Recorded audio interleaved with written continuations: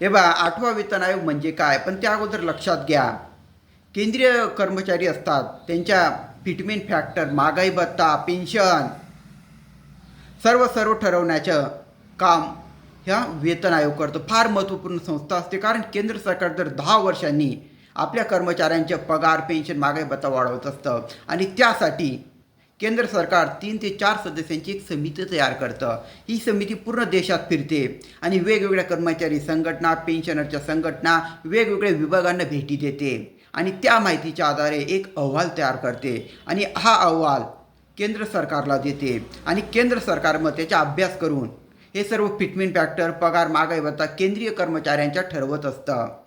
दर 10 वर्षांनी मी सांगितलं तर स्वातंत्र्यानंतर 8वींदा ही प्रक्रिया होते. म्हणजे 8वींदा आता केंद्रीय सरकारी कर्मचाऱ्यांच्या पगार, पेन्शन, महागाई भत्ता सर्व वाढणारे 8वींदा, म्हणून याला म्हटलं आहे 8वा वेतन आयोग.